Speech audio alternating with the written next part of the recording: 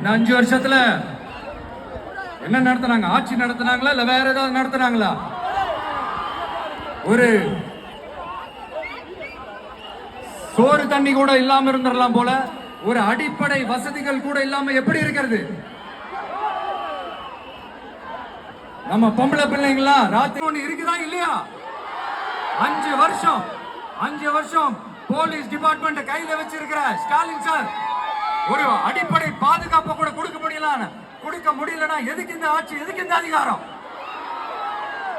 அதனால என்னுடைய அம்மா, அக்கா, தங்கைகளே, தோழர்களே, இளைஞர்களே, நண்பர்களே, உங்களை நான் கேட்கிறேன், இந்த தீய சக்தி திமுக ஆட்சியில பாதுகாப்பு இருக்கா? இந்த தீய சக்தி திமுக ஆட்சியில குழந்தைகளுக்கு பாதுகாப்பு இருக்கா?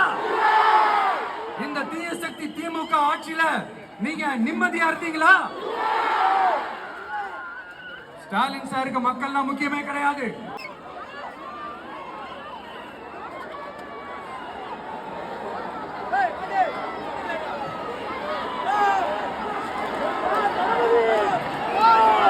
வெளியே தெரியாதவருக்கு இன்னும் எவ்வளவு இருக்குதோ அதே மாதிரி நகராட்சி துறையிலையும் 1000 கோடிக்கு மேல ஊழல்.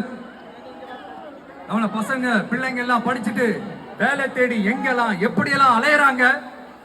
அதுக்கு இந்த கவர்மெண்ட் என்ன செஞ்சிருக்காங்க தெரியுமா?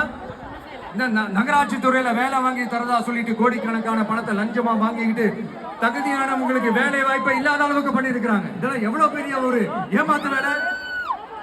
வைப்பீங்க தானே? உங்களுக்கும் நம்மளுடைய ஜென்சி கிட்ஸுக்கும் நான் சொல்லிக்கிறது ஒண்ணுதான். ஏப்ரல் 23ஆம் தேதி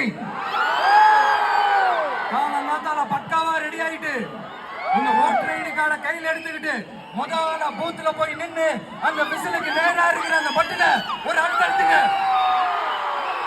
உங்க வீட்டுல இருக்கிற ஒவ்வொருத்தையும் அழைச்சிட்டு போங்க. வெளியூர்ல இருந்தீங்க, சென்னையில இருந்தீங்கன்னா ஊருக்கு போகணுமே ஓட்டு போடணுமே சொல்லி அசால்ட்டா இருந்துடாதீங்க. அட்வான்ஸா உங்களுடைய டிக்கெட்டை புக் பண்ணுங்க. இது ஒரு தலைமுறை வந்திருக்கிறேன். ஒரு நாளும் பொய் சொல்லி உங்களை நான் ஏமாத்த மாட்டேன்.